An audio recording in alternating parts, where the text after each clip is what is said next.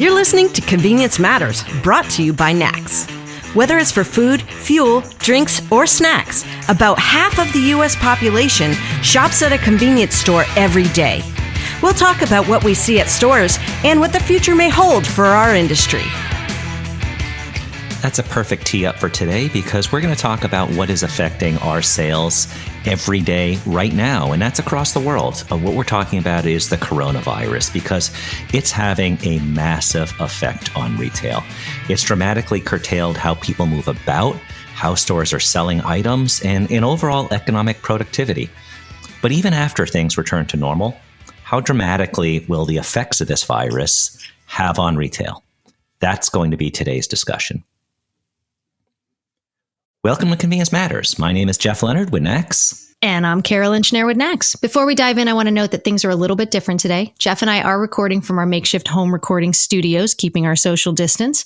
But we do have the same high quality content that we always have. I'd also like to note that today is March 26th that we're recording. So just in case there are developments that come up between when this airs, we just wanted to let you know today's date. So our guest today is Kevin Coop. You may subscribe to his newsletter, Morning Newsbeat, and he's somebody we've had on multiple times as a guest and a host just to talk about retail trends, particularly where does convenience fit into this greater scheme. So welcome, Kevin. Thrilled to be here. I think the last time I did this, we were in Las Vegas. We were doing it live on the floor of the convention. It seems like so long ago. It seems like so long ago because that was when people got together and it was really that was the way things were, and they will be again. But it's only been weeks, right, since all this sort of kicked into gear in the United States, and I swear it feels like months at this point. So.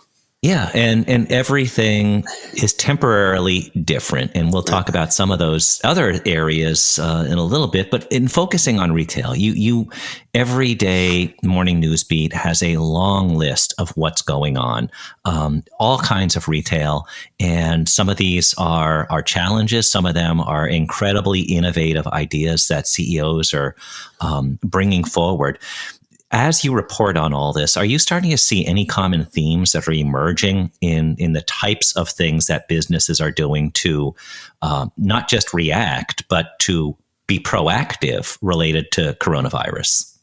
Well, I think that largely, I do think that the events of the last few weeks and the way that retail, food retail, supermarkets, convenience stores, even restaurants, have responded to the situation makes me, I don't want to be corny about it, makes me feel really good about the kind of the human condition and the ability of the industry to step up when it is needed.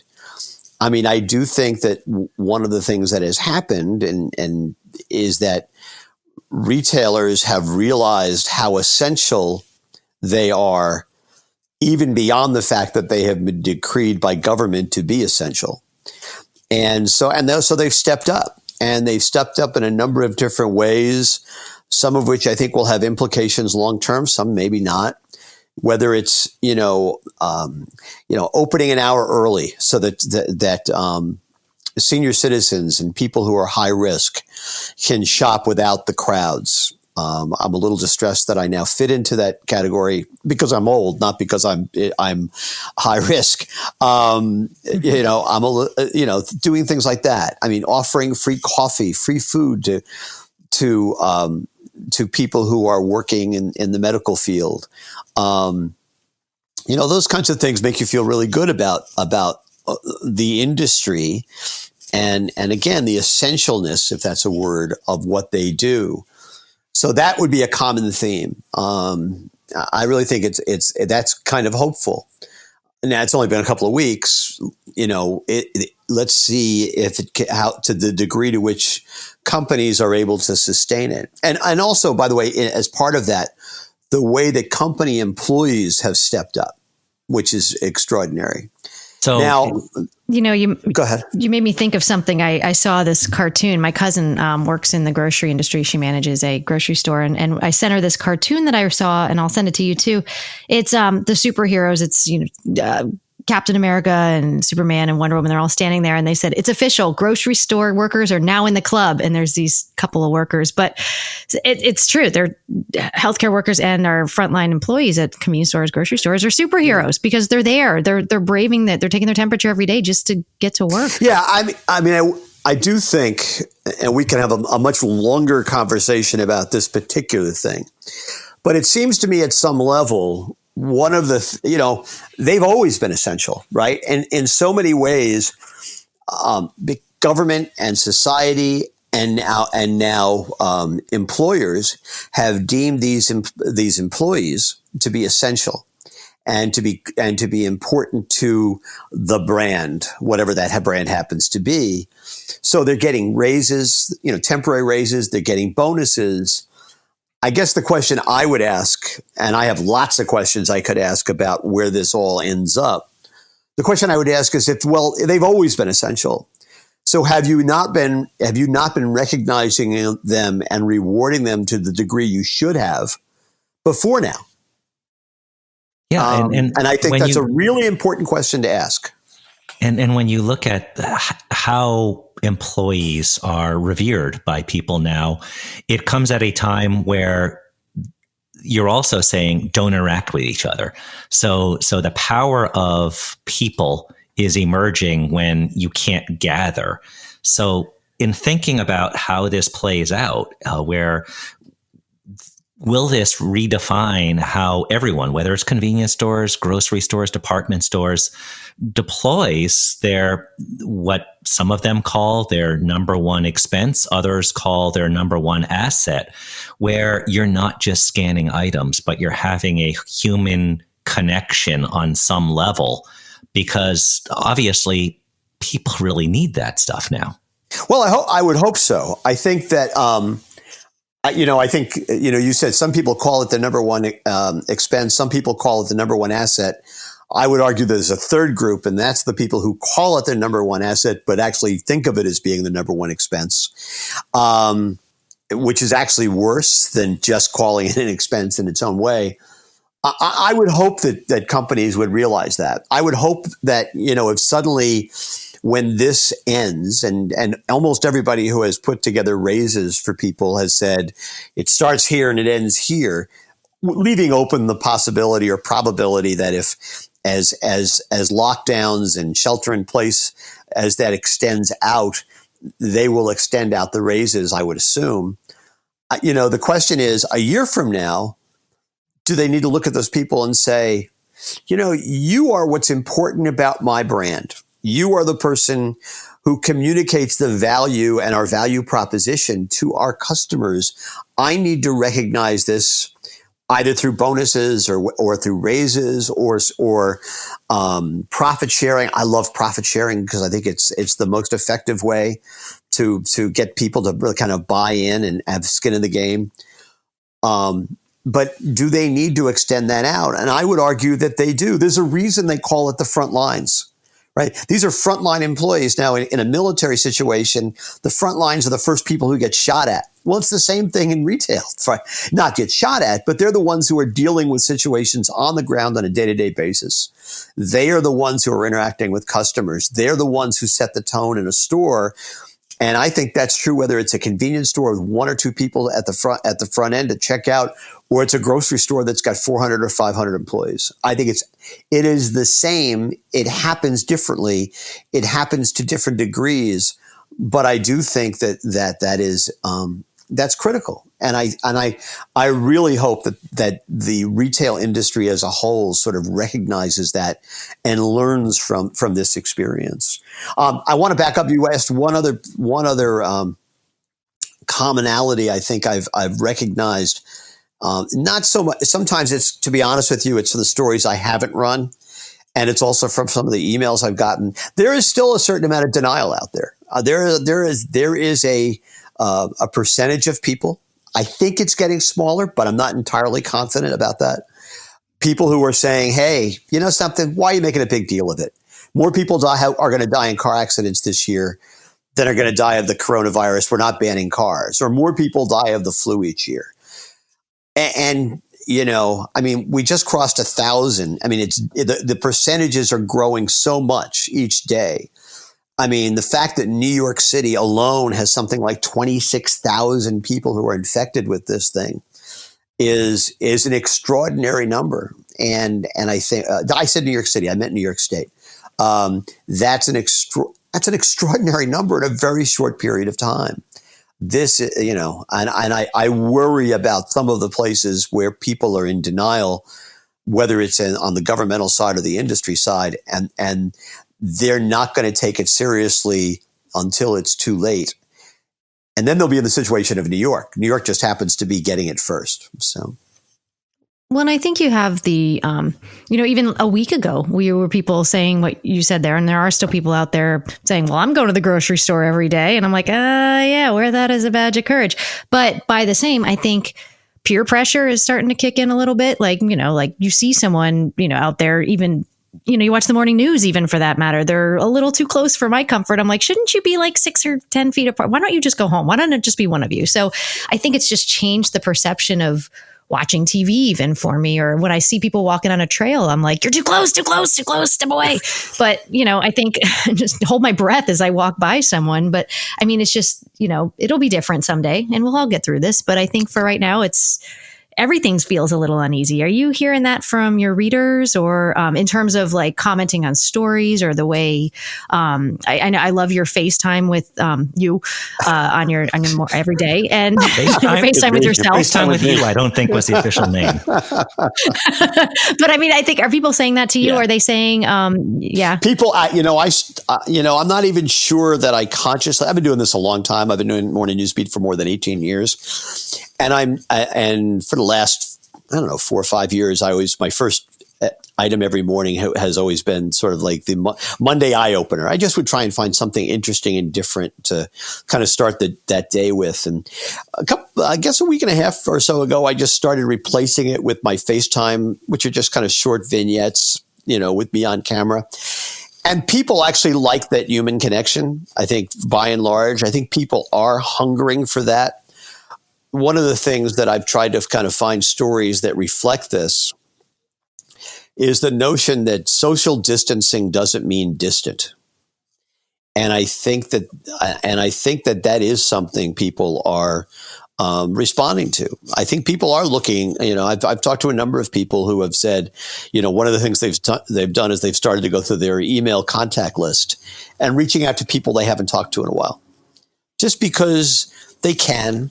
They're home, they're working from home, but they've got a little bit more control over their time, unless of course they're trying to also teach their 3 kids or whatever it happens to be.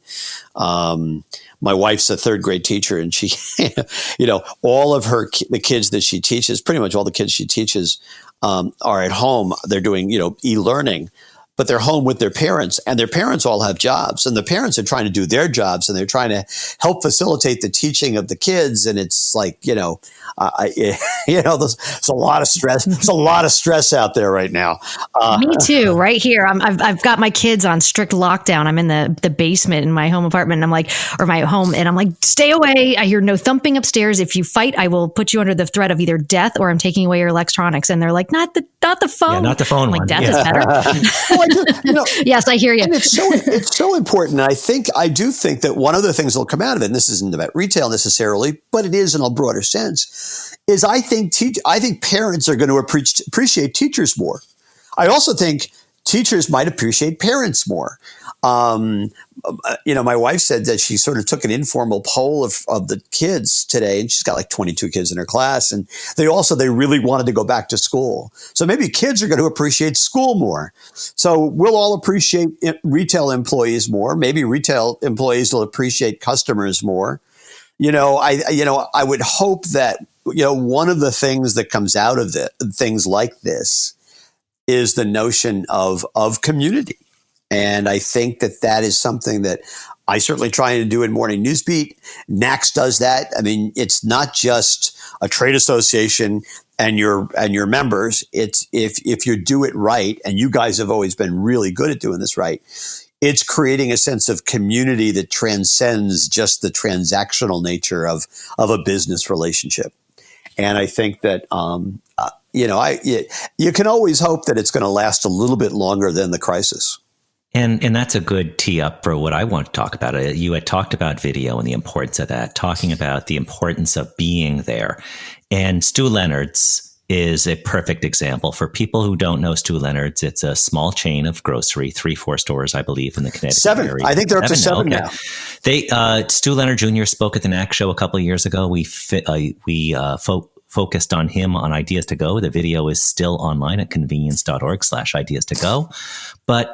And he's in the Stu Lenard's is in the Guinness World Record book for selling the most food per square foot. But their success the success is a byproduct of something bigger. And you focused on a couple of things that Stu Jr. is doing in stores, including the videos that he's coming out with every week. Yeah, I think that, for listeners who are not familiar with Stu's, their model has always been, they have somewhere between 1,000 and 1,200 SKUs. It is dominated by fresh food. There's a fair amount of private label. There's very little branded product. If they carry Tide, they're carrying, 2 SKUs of Tide.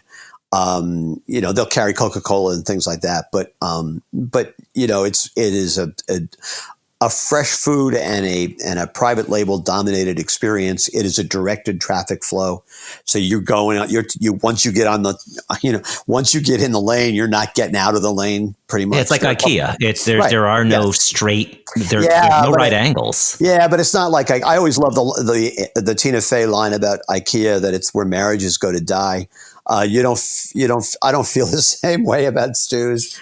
But I think that one of the things Stu did about a week and a half ago was he got on camera and he put it on their site. He put it on Facebook and YouTube and stuff. And he said, hey, this is Stu Jr. I want to let you know that, first of all, I want you to know we're doing our best to get as much product for you as we can. And by the way, their food selection continues to be great. Still can't buy a roll of toilet paper in there, but you can't buy that anywhere. But their food selection is great, and their people are terrific, and they're doing a wonderful job of keeping things stocked. But he talked about that. He was very transparent, and he said, but it was, and it helps that his name is the name on the door. His father started the company, but his name's on the door, so he can connect with people in a different kind of way. And he has subsequently put other videos up where he just goes around the store with his camera, just talking to customers. And then he did a second version looking at the camera, sort of bringing people up to date to tell them where things are at. To me, that is just tremendously effective. The ability to communicate with your customers that way, to put yourself out there. And by the way, Rodney McMullen of Kroger, which is like diametrically opposite in terms of size from Stu Lenard's, he did the same thing. Sit in the store, wear a sweater. Hey, this is where things are. This is what we're doing our best for you. Our employees are really working hard. We really appreciate your patience. That's what you do. Yeah, and we saw that when we interviewed him. I know there's one thing that if you don't wear a name badge, or actually he tells everybody you got to wear your name badge. And the rule is if you see him without his, it's $50. He'll hand it to you. And I could swear, looking at one of the videos from you the other day, I didn't see Stu on there. So I don't know if anybody wants to flood his inbox and say, I want my $50. I think he was wearing a Patagonia vest. It may have been under the vest. I think I don't know about you. I'm going to be more generous of spirit. I'm going to say if he forgot to put it on, he's had a long couple of weeks. We'll give him a break. Oh, I'll give him a break too. But it just goes to saying being present and not just saying I'm there for the front line, but you can't distinguish him and some of these other leaders you mentioned from anybody else in the store. They're all in this together. They're not calling in orders to the front line. Yeah. I think I do think it's important. I say to CEOs, when I talk to CEOs and about the importance of the people on the front lines, one of the things I always say is, hey, listen, your customers have no idea who you are, but they knew who Mary is, who works at checkout lane 3. So recognize that, reward that, and make that the most important job in the store. It will pay off in spades. Stu would be an exception to that in the sense that everybody does know who Stu is. and his family, because it's still a family. It is a privately held, family-owned company, and that always helps. But I think that it's really important. Listen, I subscribe to it because that's what I do on Morning Newsbeat. It's not like I I have a staff of hundreds generating this news. It's me and a laptop getting up at 5:30 in the morning. For the most part, there are, some other people involved, but, people know who I am. And it's funny. People do come up to me because they see my face every morning, and they're always surprised that I don't know who they are. And I keep having to explain to them that, no, you see my face every morning, but I don't see yours. But that's the connection, right? And that is a critical connection for retailers to recognize and to take advantage of in the best sense of that word. We talked about leadership, we talked about employees, but also there's a whole element of innovation that we're seeing now. And the other day you had a really insightful quote about Hemingway, from a Hemingway book that really defines what we're seeing in retail now. Can you take us through that? Sure. The quote is from The Old Man and the Sea. And the quote is, I think I have this right, is now is no time to think of what you do not have. Think of what you can do with what there is. And I think that's a great quote to live by and work by. Because I do think one of the things that ought to come out of this is that retailers look around and say, listen, there's also one of the things we don't know is, clearly e-commerce is exploding, right? It is. People are doing more e-commerce now than they've ever done before. Amazon is apparently doing the equivalent of Prime Day every day. I mean, so we've reached, I think, an inflection point. Not just e-commerce is going to continue to grow, and food, e-grocery is we've reached an inflection point. People are accepting it more than ever. Now, I don't know what that's going to mean when this particular part of the madness is over, and will people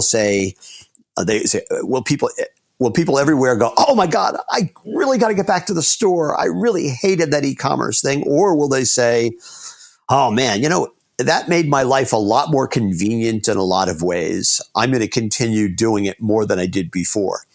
I would bet on the latter. But I do think that effective and compelling retail, whether it's convenience retail or whether it's grocery or whatever it happens to be, will continue to thrive if they give people a reason to come into the store. And I think that it's important for the vast majority of retailers. Amazon calls itself the everything store. If you work on the premise that 99.9% of other retailers cannot be the everything store, then what is your thing? It's like the line from City Slickers when Jack Palance says, it's important one thing, but that one thing is different for everybody.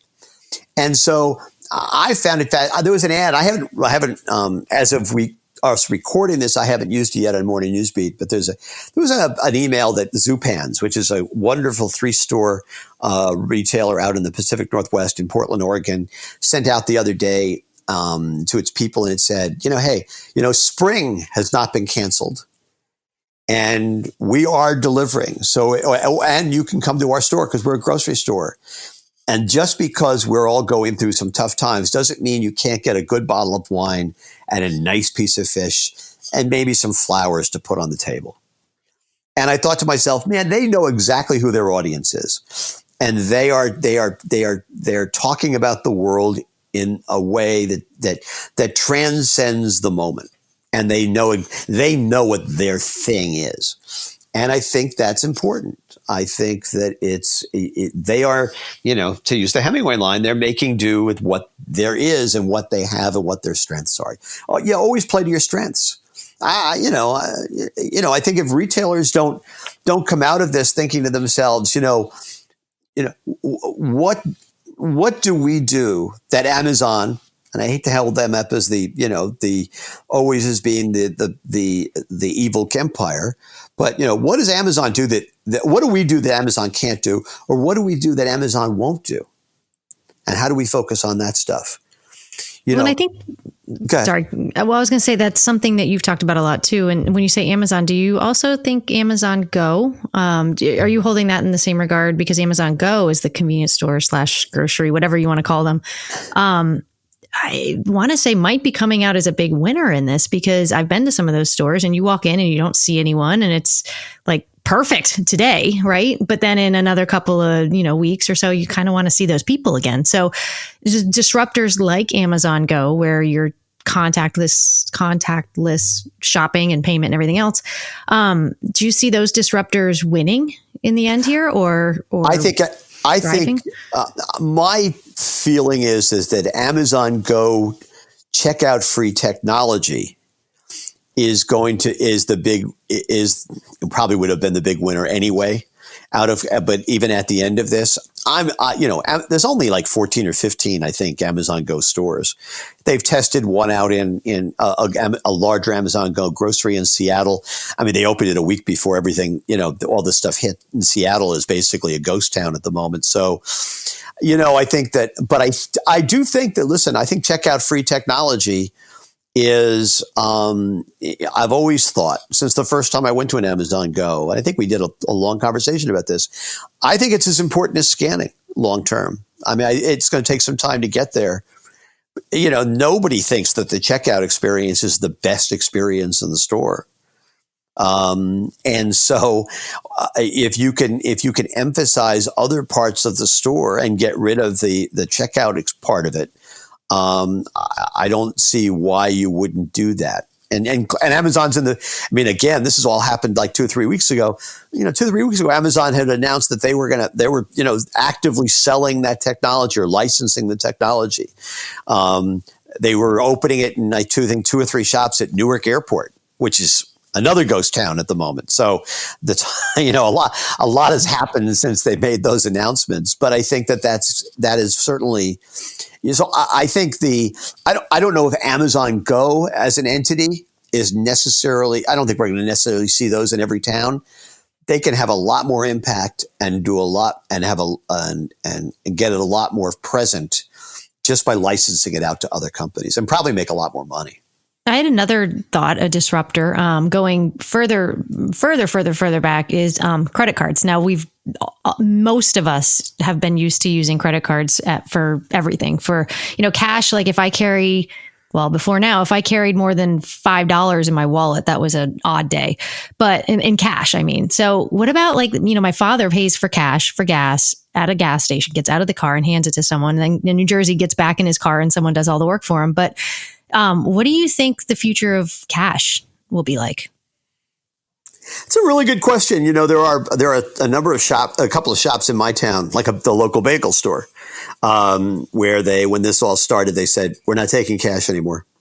Because we don't want to have to handle it.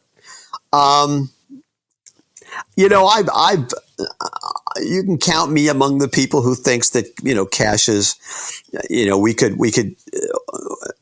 cash could go away at some level. I think that there is an argument that if you don't have a bank or you don't have a credit card or you don't have a debit card, you need to be able to use cash. And that, if you start down that road, you're widening the distance between the haves and the have-nots. It's not going to happen. So it's not going to happen tomorrow, but I would imagine that you're going to see less cash. And by the way, your dad's doing that in New Jersey, but New Jersey is going to the gas station in New Jersey is a different experience than it is any place else on the planet except for Oregon. I wouldn't judge it by Jersey. I think most people are going to the pump and they're using their cards, right? I mean, I don't even know. You guys should know those numbers far better than I would. I got to imagine 78% of people at the pump pay by plastic, credit or debit. And that number, that 22% was 24% the year prior, and it continues to shrink. And it is astonishing. I mentioned that number to people, and it's like, how can that possibly be 22%? And the answer is there still is unbanked people out there. There still are people that get paid in cash, so then they pay it out in cash. And that'll exist for a while. The better specifically, we could do a whole nother program on this. The almost the better question, at least as it comes to gas, is what happens as people don't own cars anymore? See, I think that, and by the way, I would imagine gas stations right now are totally taking it on the chin because nobody's going anywhere in a lot of the country. I think I filled my car up 2.5 weeks ago, and I don't think I've put 5 miles on it since all this stuff happened. I'm working from home, but I always work from home, so I'm not necessarily the best barometer of that. But but I would imagine that, I always think the biggest challenge to a lot of retail, and again, this is like another program, is the fact that, so much of retail in this country, it has been built to service people who get out of college and get married in their mid-20s, and they have 3 kids, and they move to a house, and the house has a basement, and then they buy a minivan or an SUV, and they can go to the store and buy lots of stuff, and they can store it in the basement. By the way, that whole storing in the basement thing's starting to look a lot better right now, isn't it? But we have an entire generation of people that, based on what the demographers say, they're getting married later, they're having fewer kids, they're moving to smaller places. Very often the place is urban. They don't have a basement, and they may not even own a car. And so much of retail is not set up for them. That's the bigger challenge. And that has nothing to do with what's going on right now in society with the coronavirus and the pandemic and everybody, and half the country being locked down. It's an extraordinary shift in how people are living their lives. And it seems to me that then what we have to all do, and I have these questions. I don't necessarily have answers at this point. But if you take those trends and then you look at the fact that the coronavirus is forcing us to live our lives in different ways. Okay, what does that look like? It certainly means, I think, that the changes that have been sort of slowly taking place and that maybe have been given some acceleration by the pandemic are not going to suddenly go back to the way things were in 3 months, 6 months, 9 months, 12 months, 18 months, whatever it happens to be. I will tell you, that I have had more than a few retailers who have used the following phrase when I've talked to them on the phone. They have said, when things go back to normal, things aren't going to ever go back to normal. I just firmly believe that. I think that this has awakened a knowledge in all of us of what can happen. This won't be the last pandemic. And if it's not a pandemic, it's going to be a hurricane or an earthquake or a tsunami or a blizzard or a really bad pileup on I-95. And that we're going to learn things about the supply chain.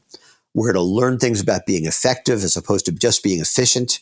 We could do another program on whether or not the whole move towards efficiency and just-in-time delivery by so many retailers put everybody in a position where nobody had any flexibility when things got tough and products became scarce.